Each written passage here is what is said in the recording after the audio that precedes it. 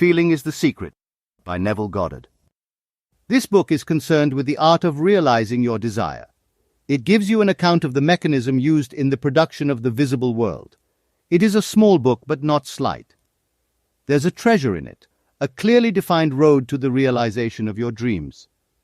Were it possible to carry conviction to another by means of reasoned arguments and detailed instances, this book would be many times its size. It is seldom possible, however, to do so by means of written statements or arguments, since, to the suspended judgment, it always seems plausible to say that the author was dishonest or deluded, and therefore his evidence was tainted. Consequently, I have purposely omitted all arguments and testimonials, and simply challenge the open-minded reader to practice the law of consciousness as revealed in this book. Personal success will prove far more convincing than all the books that could be written on the subject. Neville Goddard. Chapter 1. Law and its Operation. The world and all within it is man's conditioned consciousness objectified. Consciousness is the cause as well as the substance of the entire world. So it is to consciousness that we must turn if we would discover the secret of creation. Knowledge of the law of consciousness and the method of operating this law will enable you to accomplish all you desire in life. Armed with a working knowledge of this law, you can build and maintain an ideal world. Consciousness is the one and only reality, not figuratively but actually. This reality may, for the sake of clarity, be likened unto a stream which is divided into two parts, the conscious and the subconscious. In order to intelligently operate the law of consciousness, it is necessary to understand the relationship between the conscious and the subconscious. The conscious is personal and selective. The subconscious is impersonal and non-selective. The conscious is the realm of effect. The subconscious is the realm of cause. These two aspects are the male and female divisions of consciousness. The conscious is male. The subconscious is female. The conscious generates ideas and impresses these ideas on the subconscious. The subconscious receives ideas and gives form and expression to them. By this law, first conceiving an idea and then impressing the idea conceived on the subconscious, all things evolve out of consciousness, and without this sequence there is not anything made that is made. The conscious impresses the subconscious, while the subconscious expresses all that is impressed upon it. The subconscious does not originate ideas, but accepts as true those which the conscious mind feels to be true, and in a way known only to itself, objectifies the accepted ideas. Therefore, through his power to imagine and feel and his freedom to choose the idea he will entertain, man has control over creation. Control of the subconscious is accomplished through control of your ideas and feelings. The mechanism of creation is hidden in the very depth of the subconscious, the female aspect or womb of creation. The subconscious transcends reason and is independent of induction. It contemplates a feeling as a fact existing within itself, and on this assumption proceeds to give expression to it. The creative process begins with an idea, and its cycle runs its course as a feeling and ends in a volition to act. Ideas are impressed on the subconscious through the medium of feeling. No idea can be impressed on the subconscious until it is felt, but once felt, be it good, bad, or indifferent, it must be expressed. Feeling is the one and only medium through which ideas are conveyed to the subconscious. Therefore, the man who does not control his feeling may easily impress the subconscious with undesirable states. By control of feeling is not meant restraint or suppression of your feeling, but rather the disciplining of self to imagine and entertain only such feeling as contributes to your happiness. Control of your feeling is all important to a full and happy life. Never entertain an undesirable feeling, nor think sympathetically about wrong in any shape or form. Do not dwell on the imperfection of yourself or others. To do so is to impress the subconscious with these limitations. What you do not want done unto you, do not feel that it is done unto you or another. This is the whole law of a full and happy life. Everything else is commentary. Every feeling makes a subconscious impression, and unless it is counteracted by a more powerful feeling of an opposite nature, must be expressed. The dominant of two feelings is the one expressed. I am healthy is a stronger feeling than I will be healthy. To feel I will be is to confess I am not. I am is stronger than I am not. What you feel you are always dominates what you feel you would like to be. Therefore, to be realized, the wish must be felt as a state that is rather than a state that is not. Sensation precedes manifestation and is the foundation upon which all manifestation rests. Be careful of your moods and feelings, for there is an unbroken connection between your feelings and your visible world. Your body is an emotional filter and bears the unmistakable marks of your prevalent emotions. Emotional disturbances, especially suppressed emotions, are the causes of all disease. To feel intensely about a wrong without voicing or expressing that feeling is the beginning of disease, dis-ease, in both body and environment. Do not entertain the feeling of regret or failure, for frustration or detachment from your objective results in disease. Think feelingly only of the state you desire to realize. Feeling the reality of the state sought and living and acting on that conviction is the way of all seeming miracles. All changes of expression are brought about through a change of feeling. A change of feeling is a change of destiny. All creation occurs in the domain of the subconscious. What you must acquire, then, is a reflective control of the operation of the subconscious. That is, control of your ideas and feelings.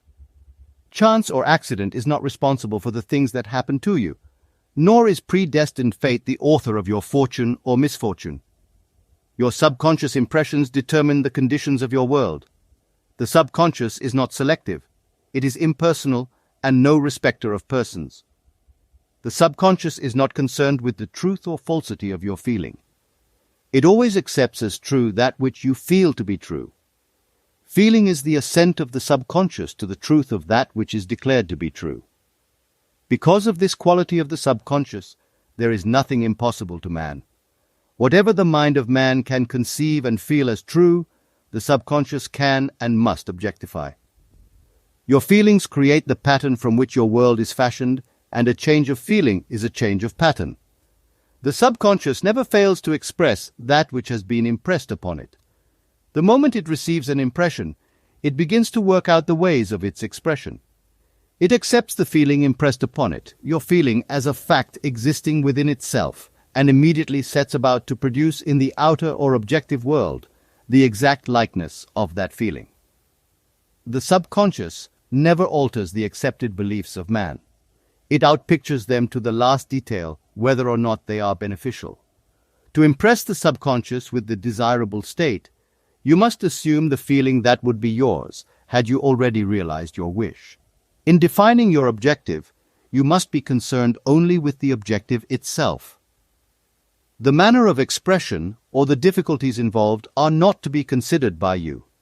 To think feelingly on any state impresses it on the subconscious. Therefore, if you dwell on difficulties, barriers, or delay, the subconscious, by its very non-selective nature, accepts the feeling of difficulties and obstacles as your request and proceeds to produce them in your outer world. The subconscious is the womb of creation. It receives the idea unto itself through the feelings of man. It never changes the idea received, but always gives it form. Hence, the subconscious outpictures the idea in the image and likeness of the feeling received. To feel a state as hopeless or impossible is to impress the subconscious with the idea of failure. Although the subconscious faithfully serves man, it must not be inferred that the relation is that of a servant to a master as was anciently conceived. The ancient prophets called it the slave and servant of man. St. Paul personified it as a woman and said, "The woman should be subject to man in everything." The subconscious does serve man and faithfully gives form to his feelings.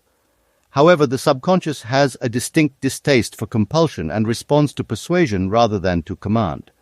Consequently, it resembles the beloved wife more than the servant. The husband is head of the wife may not be true of man and woman in their earthly relationship, but it is true of the conscious and the subconscious, or the male and female aspects of consciousness. The mystery to which Paul referred when he wrote, "This is a great mystery. He that loveth his wife loveth himself, and they two shall be one flesh," is simply the mystery of consciousness. Consciousness is really one and undivided, but for creation's sake it appears to be divided into two. The conscious, objective, or male aspect truly is the head and dominates the subconscious, subjective, or female aspect. However, this leadership is not that of the tyrant, but of the lover. So, by assuming the feeling that would be yours were you already in possession of your objective, the subconscious is moved to build the exact likeness of your assumption. Your desires are not subconsciously accepted until you assume the feeling of their reality, for only through feeling is an idea subconsciously accepted, and only through this subconscious acceptance is it ever expressed. It is easier to ascribe your feeling to events in the world than to admit that the conditions of the world reflect your feeling. However, it is eternally true that the outside mirrors the inside. As within, so without, as above, so below, as below, so above, as within, so without, as without, so within. Correspondence, the second of the 7 principles of Hermes Trismegistus. A man can receive nothing unless it is given him from heaven, John 3:27, and the kingdom of heaven is within you, Luke 17:21. Nothing comes from without. All things come from within, from the subconscious. It is impossible for you to see other than the contents of your consciousness. Your world in its every detail is your consciousness objectified. Objective states bear witness of subconscious impressions. A change of impression results in a change of expression. The subconscious accepts as true that which you feel as true, and because creation is the result of subconscious impressions, you, by your feeling, determine creation. You are already that which you want to be, and your refusal to believe this is the only reason you do not see it. To seek on the outside for that which you do not feel you are is to seek in vain, for we never find that which we want. We find only that which we are. In short, you express and have only that which you are conscious of being or possessing. To him that hath it is given. Denying the evidence of the senses and appropriating the feeling of the wish fulfilled is the way to the realization of your desire. Mastery of self-control of your thoughts and feelings is your highest achievement.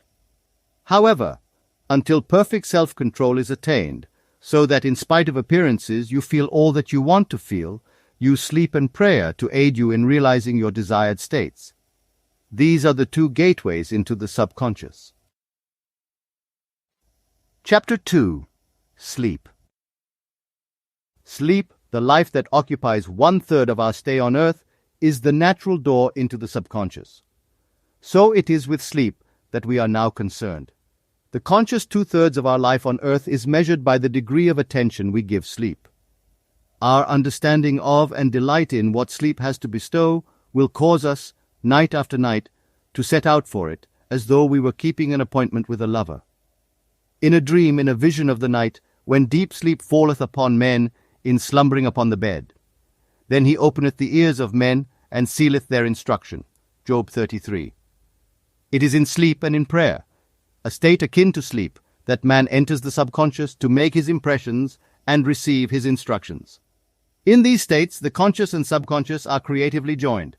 The male and female become one flesh. Sleep is the time when the male or conscious mind turns from the world of sense to seek its lover or subconscious self. The subconscious, unlike the woman of the world who marries her husband to change him, has no desire to change the conscious waking state, but loves it as it is and faithfully reproduces its likeness in the outer world of form. The conditions and events of your life are your children formed from the molds of your subconscious impressions in sleep. They are made in the image and likeness of your innermost feeling that they may reveal you to yourself. As in heaven, so on earth. Matthew 6:10, Luke 11:2. As in the subconscious, so on earth. Whatever you have in consciousness as you go to sleep is the measure of your expression in the waking 2/3 of your life on earth. Nothing stops you from realizing your objective save your failure to feel that you are already that which you wish to be, or that you are already in possession of the thing sought. Your subconscious gives form to your desires only when you feel your wish fulfilled. The unconsciousness of sleep is the normal state of the subconscious. Because all things come from within yourself, and your conception of yourself determines that which comes, you should always feel the wish fulfilled before you drop off to sleep. You never draw out of the deep of yourself that which you want. You always draw that which you are, and you are that which you feel yourself to be, as well as that which you feel as true of others. To be realized, then, the wish must be resolved into the feeling of being or having or witnessing the state sought. This is accomplished by assuming the feeling of the wish fulfilled. The feeling which comes in response to the question, "How would I feel were my wish realized?" is the feeling which should monopolize and immobilize your attention as you relax into sleep. You must be in the consciousness of being or having that which you want to be or to have before you drop off to sleep. Once asleep, man has no freedom of choice. His entire slumber is dominated by his last waking concept of self. It follows, therefore, that he should always assume the feeling of accomplishment and satisfaction before he retires in sleep. Come before me with singing and thanksgiving. Psalm 95:2. Enter into his gates with thanksgiving and into his courts with praise. Psalm 100:4. Your mood prior to sleep defines your state of consciousness as you enter into the presence of your everlasting lover, the subconscious. She sees you exactly as you feel yourself to be. If, as you prepare for sleep, you assume and maintain the consciousness of success by feeling "I am successful," you must be successful. Lie flat on your back with your head on a level with your body. Feel as you would were you in possession of your wish and quietly relax into unconsciousness. He that keepeth Israel shall neither slumber nor sleep. Psalm 121:4. Nevertheless, he giveth his beloved sleep. Psalm 127:2. The subconscious never sleeps. Sleep is the door through which the conscious, waking mind passes to be creatively joined to the subconscious. Sleep conceals the creative act, while the objective world reveals it. In sleep, man impresses the subconscious with his conception of himself. What more beautiful description of this romance of the conscious and subconscious is there than that told in the Song of Solomon? By night on my bed I sought him whom my soul loveth. I found him whom my soul loveth. I held him, and I not let him go, until I had brought him into my mother's house, and into the chamber of her that conceived me. Preparing to sleep, you feel yourself into the state of the answered wish, and then relax into unconsciousness. Your realized wish is he whom you seek. By night, on your bed, you seek the feeling of the wish fulfilled, that you may take it with you into the chamber of her that conceived you, into sleep, or the subconscious which gave you form, that this wish also may be given expression. This is the way to discover and conduct your wishes into the subconscious. Feel yourself in the state of the realized wish, and quietly drop off to sleep. Night after night, you should assume the feeling of being, having and witnessing that which you seek to be, possess and see manifested. Never go to sleep feeling discouraged or dissatisfied. Never sleep in the consciousness of failure. Your subconscious, whose natural state is sleep, sees you as you believe yourself to be, and whether it be good, bad, or indifferent, the subconscious will faithfully embody your belief. As you feel so, do you impress her? And she, the perfect lover, gives form to these impressions and outpictures them as the children of her beloved. Thou art all fair, my love. There is no spot in thee, is the attitude of mind to adopt before dropping off to sleep. Disregard appearances, and feel that things are as you wish them to be, for he calleth things that are not seen as though they were, and the unseen becomes seen.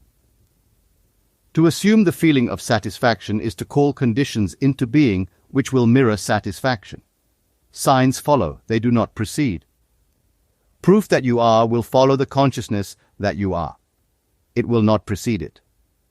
You are an eternal dreamer, dreaming non-eternal dreams. Your dreams take form as you assume the feeling of their reality. Do not limit yourself to the past. Knowing that nothing is impossible to consciousness, begin to imagine states beyond the experiences of the past. Whatever the mind of man can imagine, man can realize. All objective, visible states were first subjective, invisible states, and you called them into visible by assuming the feeling of their reality. The creative process is first imagining, and then believing the state imagined. Always imagine and expect the best. The world cannot change until you change your conception of it. As within, so without. Nations, as well as people, are only what you believe them to be. No matter what the problem is, no matter where it is, no matter whom it concerns, You have no one to change but yourself, and you have neither opponent nor helper in bringing about the change within yourself. You have nothing to do but convince yourself of the truth of that which you desire to see manifested. As soon as you succeed in convincing yourself of the reality of the state sought, results follow to confirm your fixed belief. You never suggest to another the state which you desire to see him express. Instead, you convince yourself that he is already that which you desire him to be. Realization of your wish is accomplished by assuming the feeling of the wish fulfilled. You cannot fail unless you fail to convince yourself of the reality of your wish. A change of belief is confirmed by a change of expression. Every night, as you drop off to sleep, feel satisfied and spotless, for your subjective lover always forms the objective world in the image and likeness of your conception of it, the conception defined by your feeling. The waking two-thirds of your life on earth ever corroborates or bears witness to your subconscious impressions. The actions and events of the day are effects. They are not causes. Free will is only freedom of choice. Choose ye this day whom ye shall serve is your freedom to choose the kind of mood you assume. But the expression of the mood is the secret of the subconscious. The subconscious receives impressions only through the feelings of man, and in a way known only to itself, gives these impressions form and expression. The actions of man are determined by his subconscious impressions. His illusion of free will, his belief in freedom of action, is but ignorance of the causes which make him act. He thinks himself free because he has forgotten the link between himself and the event. Man awake is under compulsion to express his subconscious impressions. If in the past he unwisely impressed himself, then let him begin to change his thought and feeling, for only as he does so will he change his world. Do not waste one moment in regret, for to think feelingly of the mistakes of the past is to reinfect yourself. Let the dead bury the dead. Turn from appearances and assume the feeling that would be yours were you already the one you wish to be. Feeling a state produces that state. The part you play on the world stage is determined by your conception of yourself. By feeling your wish fulfilled and quietly relaxing into sleep, you cast yourself in a star role to be played on earth tomorrow, and while asleep, you are rehearsed and instructed in your part. The acceptance of the end automatically wills the means of realization. Make no mistake about this. If, as you prepare for sleep, you do not consciously feel yourself into the state of the answered wish, then you will take with you into the chamber of her who conceived you the sum total of the reactions and feelings of the waking day. And while asleep, you will be instructed in the manner in which they will be expressed tomorrow. You will rise believing that you are a free agent, not realizing that every action and event of the day is predetermined by your concept of self as you fell asleep. Your only freedom, then, is your freedom of reaction. You are free to choose how you feel and react to the day's drama. But the drama, the actions, events, and circumstances of the day have already been determined. Unless you consciously and purposely define the attitude of mind with which you go to sleep, you unconsciously go to sleep in the composite attitude of mind made up of all feelings and reactions of the day. Every reaction makes a subconscious impression, and unless counteracted by an opposite and more dominant feeling, is the cause of future action. Ideas enveloped in feeling are creative actions. Use your divine right wisely. Through your ability to think and feel, you have dominion over all creation. While you are awake, you are a gardener selecting seed for your garden, but except a corn of wheat fall into the ground and die, it abideth alone. But if it die, it bringeth forth much fruit. John 12:24. Your conception of yourself as you fall asleep is the seed you drop into the ground of the subconscious. Dropping off to sleep, feeling satisfied and happy, compels conditions and events to appear in your world which confirm these attitudes of mind. Sleep is the door into heaven. What you take in as a feeling you bring out as a condition, action, or object in space. So sleep in the feeling of the wish fulfilled. Chapter 3. Prayer. Prayer, like sleep, is also an entrance into the subconscious. When you pray, enter into your closet, and when you have shut your door, pray to your Father which is in secret, and your Father which is in secret shall reward you openly. Matthew 6, 6. Prayer is an illusion of sleep which diminishes the impression of the outer world and renders the mind more receptive to suggestion from within. The mind in prayer is in a state of relaxation and receptivity akin to the feeling attained just before dropping off to sleep. Prayer is not so much what you ask for, as how you prepare for its reception. Whatsoever things ye desire, when ye pray believe that you have received them, and ye shall have them. Mark 11:24. The only condition required is that you believe that your prayers are already realized. Your prayer must be answered if you assume the feeling that would be yours were you already in possession of your objective. The moment you accept the wish as an accomplished fact, the subconscious finds means for its realization. To pray successfully, then, you must yield to the wish, that is, feel the wish fulfilled. The perfectly disciplined man is always in tune with the wish as an accomplished fact. He knows that consciousness is the one and only reality, that ideas and feelings are facts of consciousness and are as real as objects in space. Therefore, he never entertains a feeling which does not contribute to his happiness, for feelings are the causes of the actions and circumstances of his life. On the other hand, the undisciplined man finds it difficult to believe that which is denied by the senses and usually accepts or rejects solely on appearances of the senses. Because of this tendency to rely on the evidence of the senses, it is necessary to shut them out before starting to pray, before attempting to feel that which they deny. Whenever you are in the state of mind, I should like to, but I cannot, the harder you try, the less you are able to yield to the wish. You never attract that which you want, but always attract that which you are conscious of being. Prayer is the art of assuming the feeling of being and having that which you want. When the senses confirm the absence of your wish, all conscious effort to counteract this suggestion is futile and tends to intensify the suggestion. Prayer is the art of yielding to the wish and not the forcing of the wish. Whenever your feeling is in conflict with your wish, feeling will be the victor. The dominant feeling invariably expresses itself. Prayer must be without effort.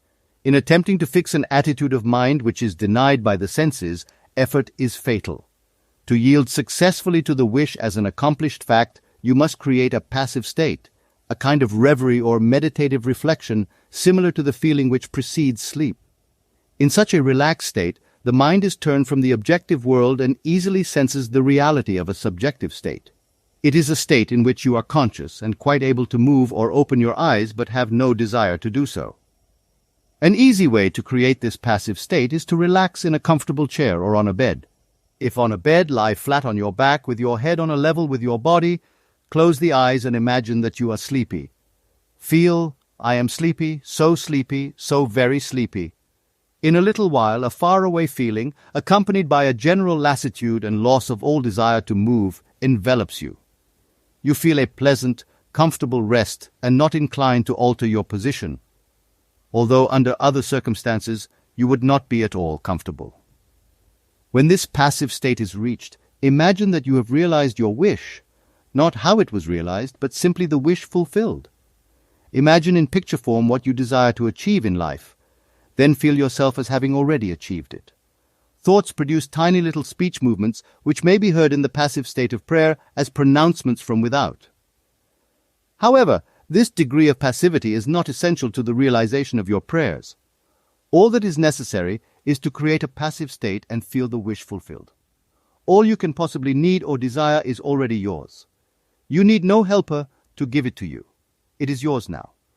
Call your desires into being by imagining and feeling your wish fulfilled. As the end is accepted, you become totally indifferent as to possible failure, for acceptance of the end wills the means to that end. When you emerge from the moment of prayer, it is as though you were shown the happy and successful end of a play, although you were not shown how that end was achieved. However, having witnessed the end, regardless of any anticlimactic sequence, you remain calm and secure in the knowledge that the end has been perfectly defined. Chapter 4. Spirit Feeling. Not by might nor by power, but by my Spirit, saith the Lord of hosts. Zechariah 4:6. Get into the spirit of the state desired by assuming the feeling that would be yours were you already the one you want to be. As you capture the feeling of the state sought, you are relieved of all effort to make it so, for it is already so. There is a definite feeling associated with every idea in the mind of man. Capture the feeling associated with your realized wish by assuming the feeling that would be yours were you already in possession of the thing you desire, and your wish will objectify itself. Faith is feeling, according to your faith, feeling, be it unto you. Matthew 9:29. You never attract that which you want, but always that which you are. As a man is, so does he see. To him that hath it shall be given, and to him that hath not it shall be taken away. Matthew 13:12. That which you feel yourself to be, you are, and you are given that which you are. So assume the feeling that would be yours were you already in possession of your wish, and your wish must be realized.